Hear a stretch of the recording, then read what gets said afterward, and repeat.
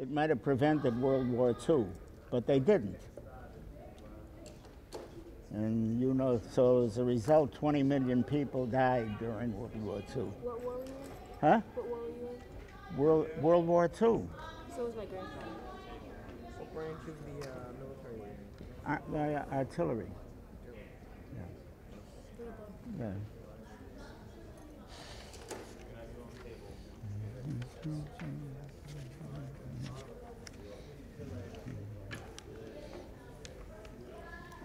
What's your name?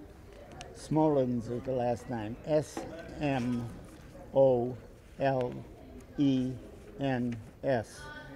First name Irving with an I.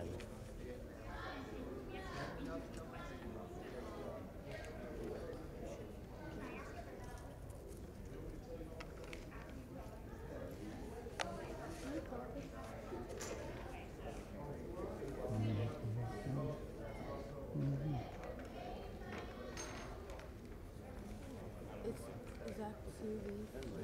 It's Sean. Yeah. It's S-M-O-L-E-N-S and then Irving. Oh, okay. So, you people have any questions for me? Or do you want me to start talking? You can start talking. Okay. I'm the only D-Day veteran living in Melrose. You know what D-Day was? D-Day was the day on June 6, 1944, that we invaded Nazi-occupied France, Normandy, and I was part of that invasion. There were 150,000 of us landed on that day. And about a year ago, when I checked some archives, I found out that only 10% of us are still alive. I'm 88 years old. Most of the people, the reports on D-Day will tell you that it was it was 19 and 20-year-olds that led the invasion. That's not true. I was 19 years old at the time, not much older than you are right now. But most of the guys were older than me. They were in their early 20s. So it wasn't 19 and 20-year-olds, but that's the way history gets distorted, you know. So from there, the landing craft that the main component of my gun battery was on, there were 59 officers and men on board that landing craft, and as it approached Utah Beach, it hit a mine in the water and blew up and sunk almost immediately.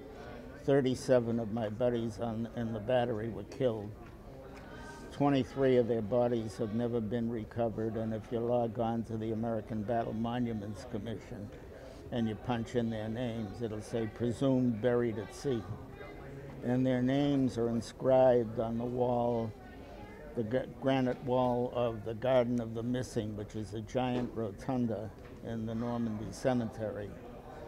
And when I first visited Normandy in 1984, after the war, after I had retired, I found the Garden of the Missing, and I saw the names of some of my buddies, Dick Boylan and Sidney Dudgeon and so forth and so on. In France, they run on double daylight saving time. So when it gets to be 6 o'clock, it's like broad daylight, you know. Yeah. So I went to the office, and it was closed, you know. So I went back the next day, and I gave the names of my buddies, and the attendant there asked me where I got the names from, because she couldn't find them in here. I wanted to visit their graves, you know. Yeah. And she said to me, those people are not buried here. That's the Garden of the Missing. So that's how I found out about it. At the 50th anniversary of D-Day, which I attended, nobody mentioned the Garden of the Missing because Normandy is hilly, and the cemetery is up on one level, and the Garden of the Missing is down at another level behind the great monument that's in the cemetery. People don't know it's there. so nobody mentioned it. So I resolved that if I went back for the 60th, I would do whatever I could to take care of that oversight. So, so happens that Kenny McNavin, who had been an artillery captain in Vietnam, was given the job of arranging all the ceremonies for the 60th anniversary.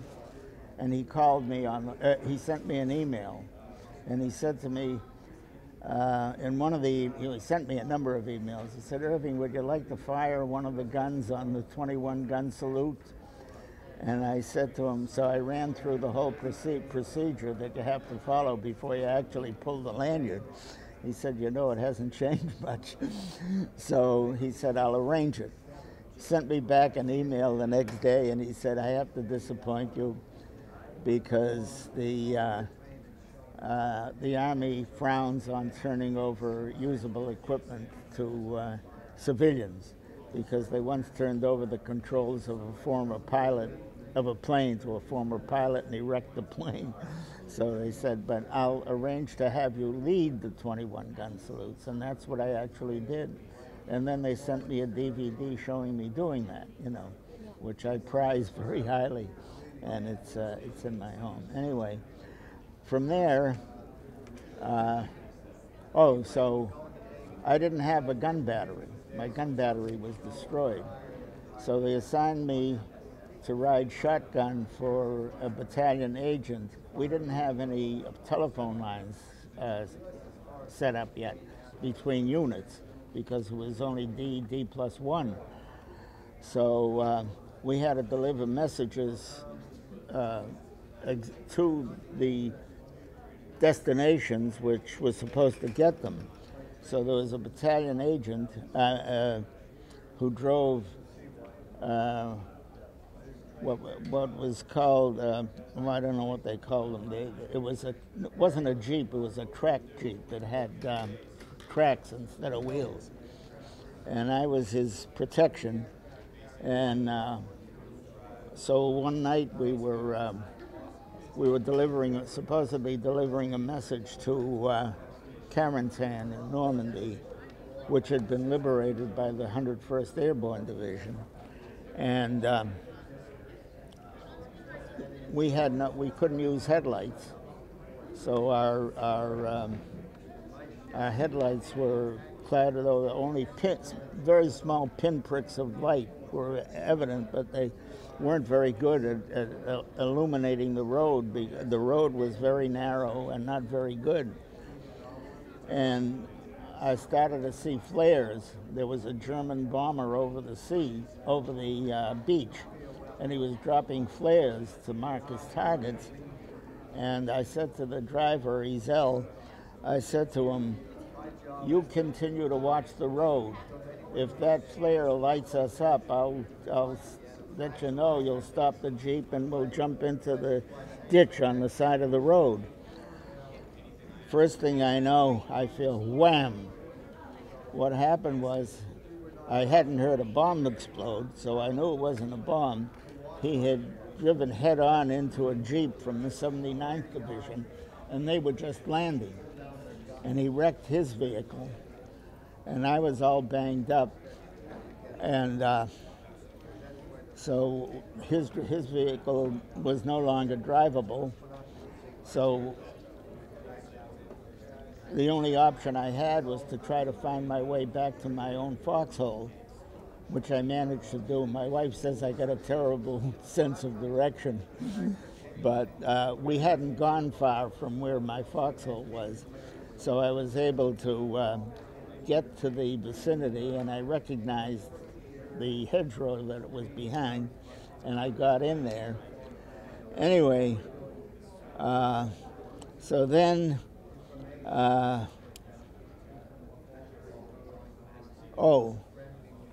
that must have been D+1 or D+1 a day, because the previous day, during the day, as we were delivering a message, he got lost, and which was very easy to do. And on the way there, we ran into some soldiers who had captured a German, and they wanted us to take the German down to the beach where he would be put on a landing craft and taken into custody, a German prisoner. And we told him we couldn't do that because we had an urgent message to deliver. So he had to find some other way to get the German prisoner to the beach. But anyway, when Ezel got lost, we're driving along and we come across an infantry platoon or an infantry company, and the sergeant turned to me and he said, "You better get that Jeep out of there. There are snipers up in that woods. You make great targets." Ezel turned the Jeep around. We got out of there. We eventually found where we were supposed to go to. Then it was that night that we ran into the flare from the German bomber. So anyway, they assigned me to a group of replacements. No, they assigned me to the group of reserves, which I was. I was the newest member of the gun battery, so that's why I wasn't on the ship that sunk, because they had stripped the gun crews down. So and I joined the unit just before it went overseas in November of 1943. So I was one of the original members that had left the States with the division, and there were a number of others who were also reserves. So they formed us into a group and put us in a truck, and we were supposed to follow the main line up the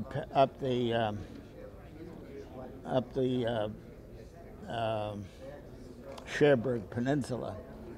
And on the way, but what happened was that the Air Force didn't realize how fast we had moved up the peninsula. So their pilots had been given a line of demarcation. They said anything on the other side of that line, they were to bomb and strafe. So it just so happens that we were in the area that the planes were supposed to bomb and strafe. So we're driving along, and all of a sudden, we started to hear machine gun fire coming at us.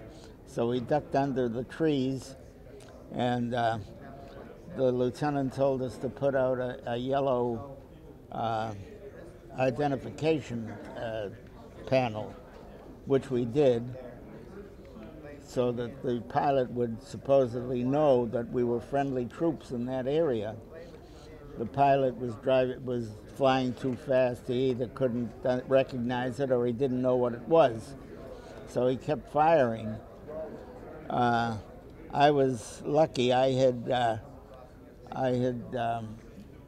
before we stopped, I had found a gully, and I had dug a hole into the gully, and I secreted myself. Oh, so first of all, the lieutenant said, "Well, maybe it's a German pilot who's flying a captured American plane. You better pull that panel back in." Nobody moved. So finally I decided to do that. And of course, I was a terrible garrison soldier. I was only a 19-year-old kid. I didn't know anything about discipline or anything else. So, but once I did that and nobody else did, the lieutenant sort of took me under his wing, and he protected me from then on. He was later killed in the Battle of the Hurtgen Forest. Lieutenant Fennell. What? What was he killed in? Huh? How was he killed? The lieutenant? His name was Lieutenant Fennell. Yeah, he was killed by the Jeep he was driving. He was was occupied by my buddy Duke Sanders, who was killed instantly when the Jeep hit a mine. The battery commander was Doc Livingston, who I just spoke with yesterday. He's 95 years old. and he lives in Savannah, Georgia. He was sitting over the drive shaft, and the bottom of the Jeep was sandbagged. So he survived the 2 broken legs, but Lieutenant Fennell was sitting on the other side of him, and he was severely wounded. And Doc Livingston, even with his broken legs, tried to save him, but he couldn't. So Lieutenant Fennell also, that's how he got killed. Anyway, so, yeah. So after that, so as I was ducked into the gully, a P-38 pilot flies directly over me, and he's firing his machine gun, and I can see the bullets going into the wall on the other side of the ravine. So I was lucky I had head covering, you know. Anyway, we continued up the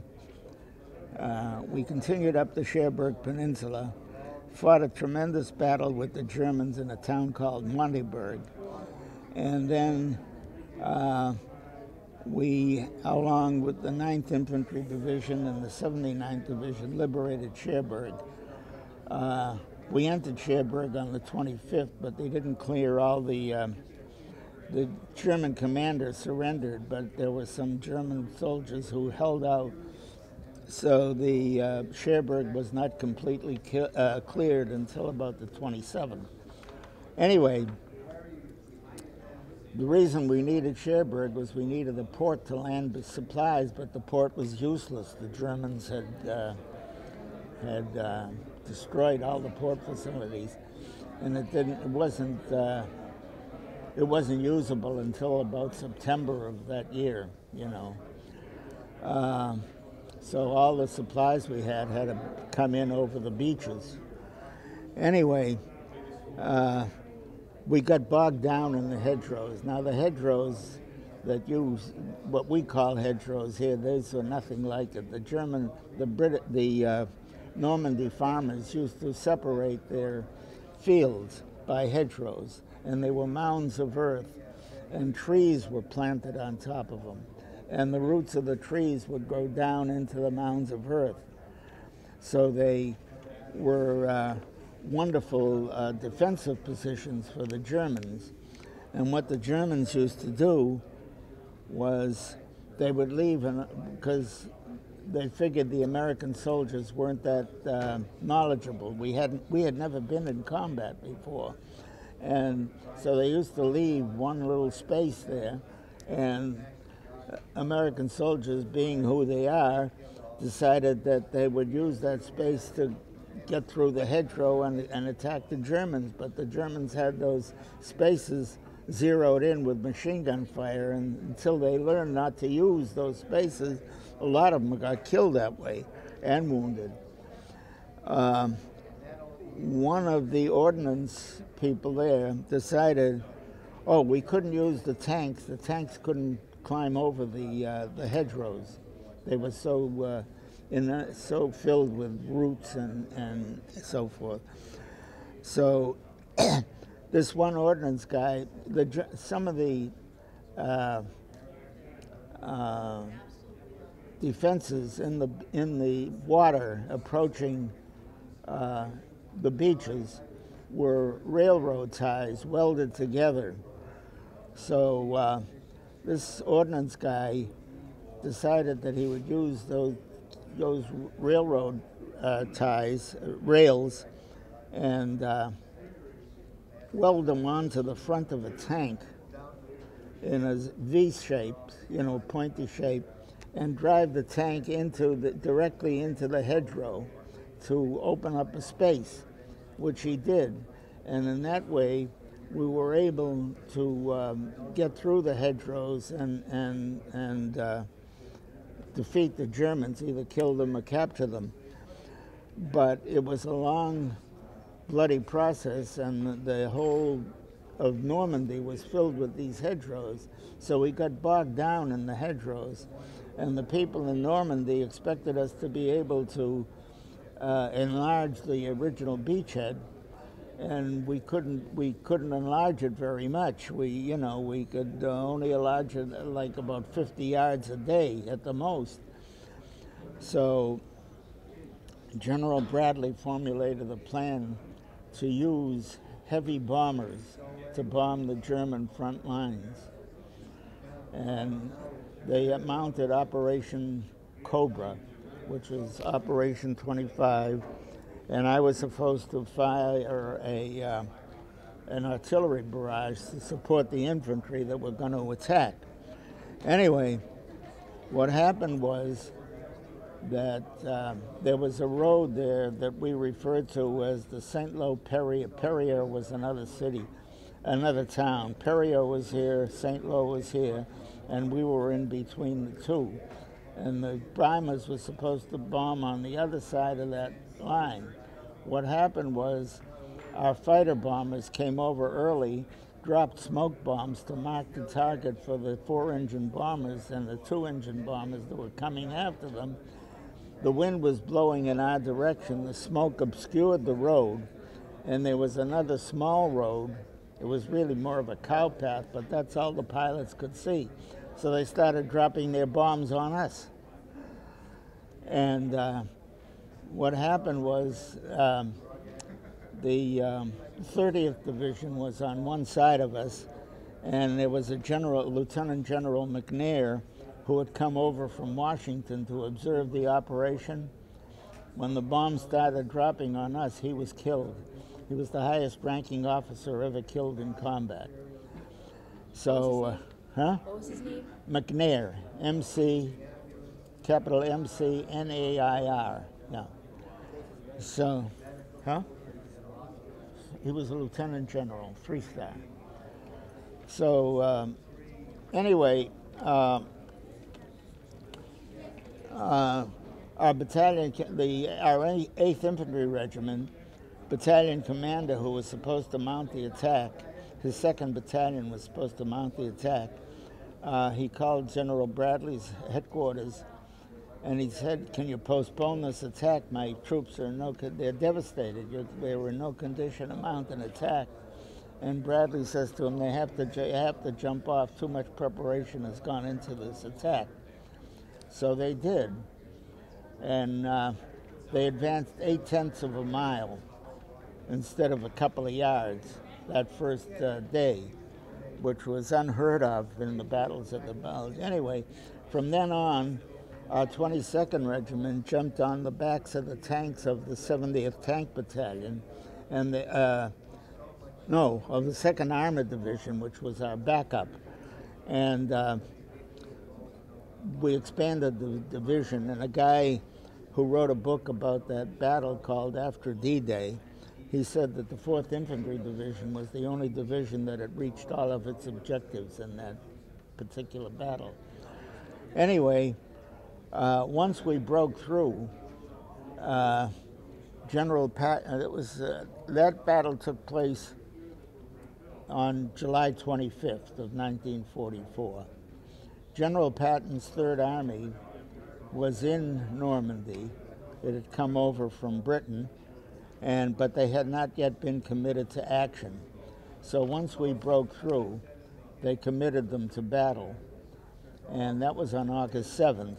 And he started advancing down the peninsula, and one of his pincers moved around to attack Brittany, which had another major port, Brest, which we wanted to use as an alternative to Cherbourg, which we couldn't use. And the other pincer was supposed to move down the Loire Valley. Well, what happened was they did that, but Hitler had panzer divisions in the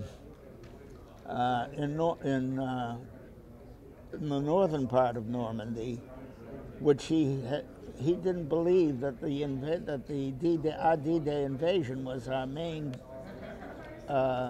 attack. He felt because Normandy was farther from Britain than Calais was. Calais is another city on the coast of Normandy, but that's only about 25 miles from Britain. He believed that that's where the main attack was going to be. So he kept his panzer divisions there. He wouldn't commit them to battle. once he realized that ours was the main attack, he committed them to set battle, and they started a counterattack. And what they wanted to do was cut off the Third Army from my First Army. My division was part of the First Army, so they mounted and there was a town called Mortain, which was on the coast.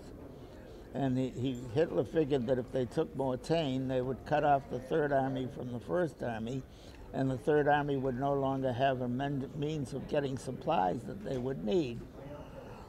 So they mounted this attack, and our 30th Division, which had been badly mauled by our own bombers, held them off for a couple of days, and then they committed my artillery and our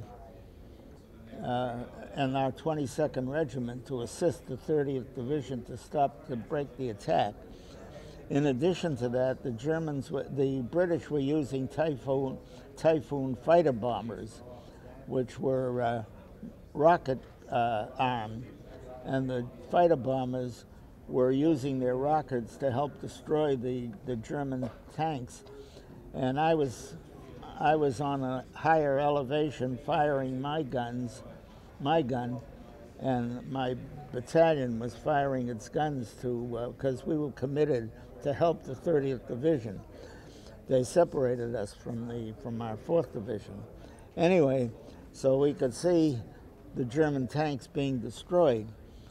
And we blunted the attack finally, and the Germans, whatever tanks were left, had to withdraw. And then we were able to, from then on, after Operation Cobra, we created the British and the Canadians were coming down from the north, and we were in the south, and we created what was known, there was a town called Falaise, F-A-L-A-I-S-E, and they called it the Falaise Pocket, and we had surrounded the entire German 7th Army there. But Bradley was afraid to close the gap that separated us from the British because he was afraid we'd wind up firing at each other. So he left an opening, and about 70,000 German troops from the Falaise Pocket were able to escape through that gap and make their way to Germany, where we later had to fight them in the Battle of the Bulge. But we did capture a large number we actually captured a large number of the German army at that point. So from then on, we had more or less clear sailing. The Germans didn't have any defense lines in the rest of France. So we got to the vicinity of Paris, and Eisenhower didn't want to liberate Paris because he didn't want his troops. He didn't want us fighting because fighting in city streets is deadly dangerous. You know, it's the worst kind of fighting you could do. What kind of fighting? Huh? What kind of fighting? Fighting in the city, city streets, from house to house. Yeah. So he kept us there. Oh, and General de Gaulle, who later became the president of France, he had organized in North Africa, where France had colonies, he had organized a Free French division, the 2nd French Armored Division, and we had armed that division. So for political purposes, he felt that it was the best thing to do to let the 2nd French Armored Division liberate its own capital city. So, but they were held up on the way there by the mademoiselles, you know, because we were greeted as liberators. They were, you know, they were giving us wine and anything that they could, flowers, tomatoes, all that stuff. Anyway, so Eisenhower and Bradley got exasperated with the French, and he told the commander of the task force, who was going to be the first to enter Paris, if he didn't advance into Paris right away, he was going to send my division in there. So he formed a task force and he started to move in that direction. But once again, they were held up, and finally we got the order to liberate Paris. So our 12th Regiment were the first American troops and first Allied troops into Paris on the day it was liberated. And that was August 25th of 1944.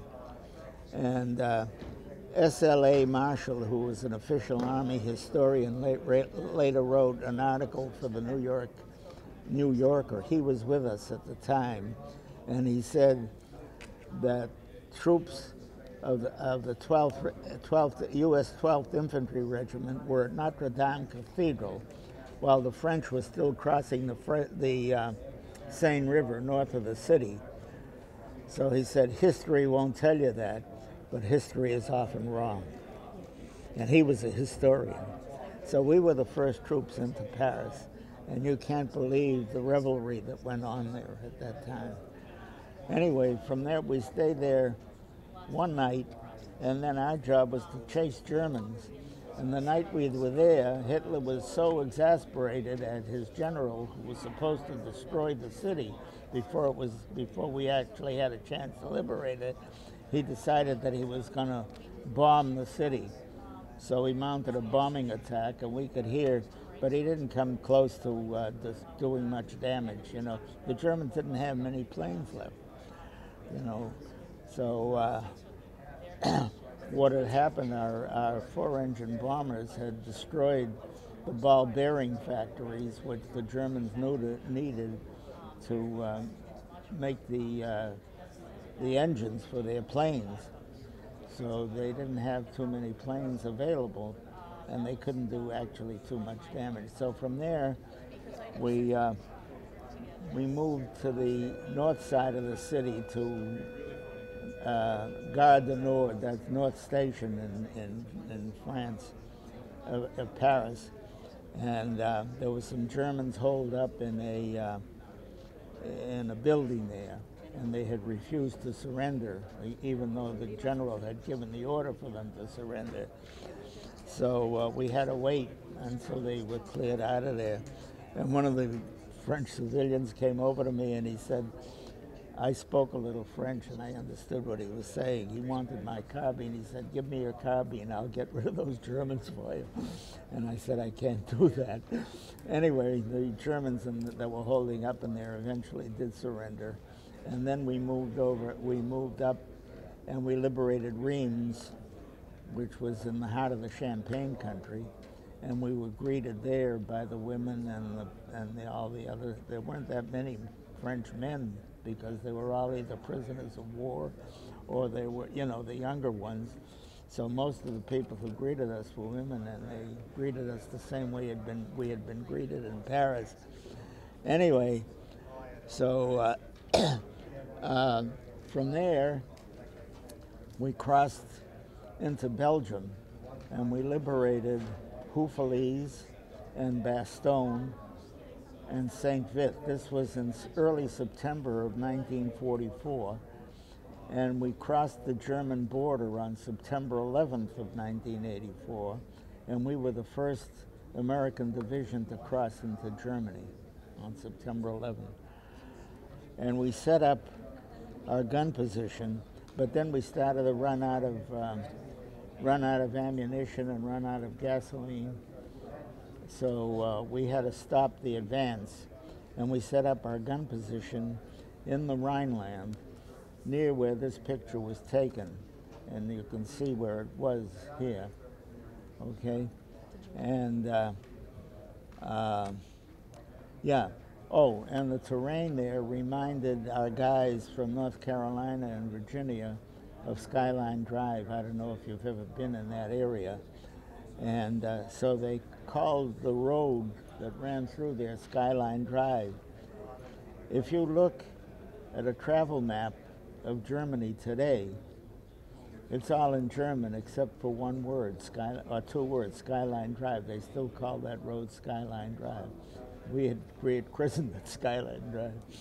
Anyway, so we were there for a while, and then they moved. Oh, in the meantime, our 2nd Division had liberated Brest, and the 2nd and 5th Division, so they moved them over to the German border, and the 2nd Division took over our position in Germany, and we moved slightly north to a town called Monschau, and we were there for another couple of weeks, and then, or maybe it was even a month.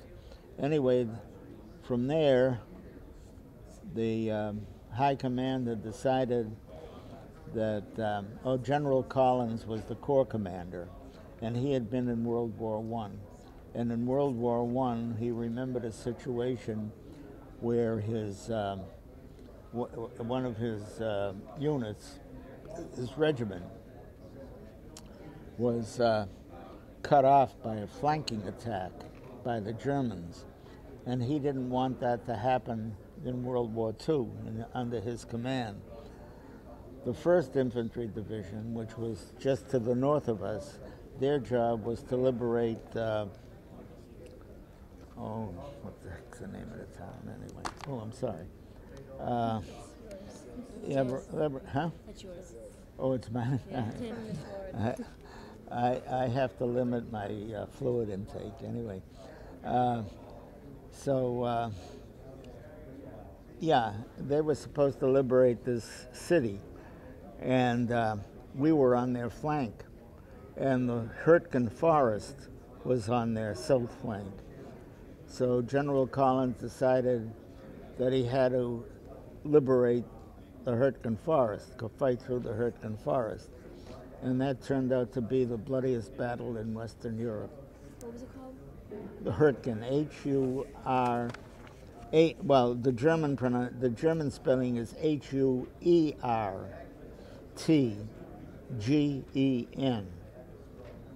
And you can Google that and read about the Battle of the Hurtgen Forest. One of the German generals that we captured during that battle told us that he had been on the Russian front. He said the fighting in the Hurtgen Forest was worse than anything he had seen on the Russian front. So we lost 7,000 casualties in 2.5 weeks in that battle. The 1st Division that went in there was the 28th Division, and they got mauled. And then they were supposed to take a town called Schmidt, which was in the Hurtgen Forest. They couldn't do it. Then there were no roads running east and west in that forest. All the roads ran north and south, so they had to fight their way through trees and gullies and creeks and everything else. And the Germans were well entrenched there. So anyway, they sent the 9th Division in there to replace the 28th, and the same thing happened to the 9th Division.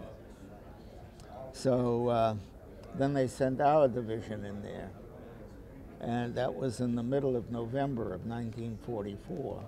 And I had just turned 20 years old at that time. So what happened was that we eventually broke through the forest, and 3 of the members of my division were awarded medals of honor for their actions in that. One soldier had been booby-trapped. He was severely wounded. He had been booby-trapped, and he was waiting for our troops to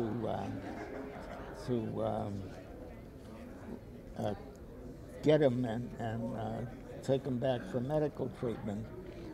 He stayed awake for 36 hours so that the troops wouldn't move him and get killed for moving his body. So he was awarded the Medal of Honor for doing that. And Colonel Mabry, George Mabry, was awarded the Medal of Honor. He was the one who led our troops ashore on Normandy, and he was the 2nd most highly decorated soldier in World War II in Western Europe. Audie Murphy was the most highly decorated. Yeah, I don't know if you're familiar with that name. He was with the 3rd Infantry Division. And and then a Hispanic soldier he was a sergeant named uh, Garcia. He now has a gymnasium named after him at Fort Carson. He was awarded the Medal of Honor by destroying 2 German machine gun nests and killing a lot of Germans, you know. So anyway, we finally broke through the forest, and Ernest Hemingway was with our division, and he got very friendly with the commander of our 22nd Regiment, Buck Lanham, and I have, I believe I have a picture of the 2 of them together. Anyway, yeah, when we broke through the forest, Colonel Lanham called headquarters and he said, "There's no more fight left in my division. You have to relieve us." So they relieved us, and they sent us down to what was supposed to be a quiet sector of the front in Luxembourg. So we were the depleted division. Our infantry companies were down to 40% effectives. That's when the Germans mounted the battle of what became known as the Battle of the Bulge. Our commanding general, General Barton, gave an order. He said there will be no retrograde movement in the area of the 4th Infantry Division. Our infantry had set up roadblocks in all the towns in Normandy and Burdorf and Echternach and so forth and so on. And we originally got a command that a German patrol was trying to cross the Moselle River, which was in front of us. And then the patrol turned out to be 8 regiments of German soldiers, and they mounted this attack. There was a hotel in Burdorf, and the Park Hotel, which had 3 stories, and one of our infantry companies from the 12th Regiment had set up their headquarters in there, and they were holding out against the German attack. And every day the attack went on, one of the floors of the hotel disappeared from a hostile artillery fire. And so they were down to living in the cellar. And there was a cook named Sullivan who kept cooking meals for the guys and kept up their morale. And eventually, when that attack started, they had brought up the field kitchen, and because it was just prior to Christmas, and they had cooked a wonderful turkey dinner for us, you know, and we were supposed to be in a quiet sector of the front, so I loaded up my mess kit with food, and I'm looking for a log to sit on so that I could eat my food, and we got a fire mission. And I don't know where the gunner corporal was. He had gone off someplace. So we were all trained to do that job. So I took over as gunner corporal, and I got a deflection reading. If you guys would finish up, you're about to transition. You guys are going over here to Mr. Daly. Yeah. And Mr. Smolens, I'm going to have new friends for you in just a moment. Yeah, okay. So I got a fire mission, and I got the deflection, and I couldn't see. You have to understand artillery. The gun sight was zeroed in on aiming stakes, and once we set the deflection and rotated the gun, it had a great line up on the aiming stakes that were in front of us. So I couldn't even come close. So I couldn't believe the deflection reading. So I told the chief of section, I said, check deflection number 2 gun. And he did, and they gave me the same deflection. So we had to dig up the trails of the gun, physically move it around and dig them in again. And once I was able to line up on the aiming stakes, I was able to set the correct deflection. and Lee Hensley was able to set the elevation. You know, he took over my job, and we got a command to fire 10 rounds HE, high explosive fire for effect. That was the most we ever fired in one mission. We was usually no more than 5 rounds at any one battery, because don't forget, there are 4 guns in the battery. So, How many rounds were there? huh? How many rounds were there? There were four guns in each battery, and the battalion had 3 gun batteries. So there were 12 guns firing about 5 shots at one target whenever we got a normal mission. This was 10 rounds, okay? So it was 10 rounds times 40, or whatever it was. Anyway, so we fired the mission, and we were able to blunt the attack, and the Germans never did break through our lines, because if they did, they would have been able to recapture Luxembourg City, where General Patton's Third Army was headquartered. So he got the order to liberate Bastogne, where the 101st Division was surrounded, and where the Germans had asked them to surrender, and General McAuliffe gave him a one-word answer: nuts. And the Germans didn't understand what he was. Anyway, the 101st didn't surrender. General Patton drove his tanks from the 4th Armored Division through our lines and liberated Bastogne. And from then on, we were able to blunt the German attack, and eventually we formed a task force to clean all the Germans out of the west bank of the Rhine in preparation for crossing the Rhine River and advancing into Germany. So that's what we did. In the meantime, our our 7th Army had been fighting in Italy, and they had invaded southern France in late June, and they were advancing through what the French had they had built a line similar to the German Siegfried line, a line of bunkers that they called the Maginot Line, and they were fighting through the Vosges Mountains, and that's where Artie Murphy got his Medal of Honor.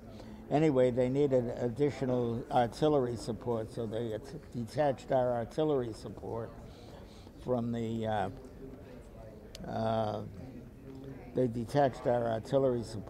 our division, attached us to the 7th Army, and we broke through the Vosges Mountains, and from then on, we crossed the Rhine River and advanced deep into Bavaria, and we didn't actually liberate Nuremberg, but we were in Nuremberg, where Hitler used to parade his troops before the war. And then we wound up 6 miles south of Munich, 6 miles from the Austrian border. And that's where I was on VE Day when the Germans surrendered. So anyway, so that's my history. Thank you I so hate much. to interrupt you because your stories are always so wonderful and Yeah. engaging. Unfortunately, these young people need to move on to somebody else because other kids want to hear your stories. All right. So if you folks Send would them head over. to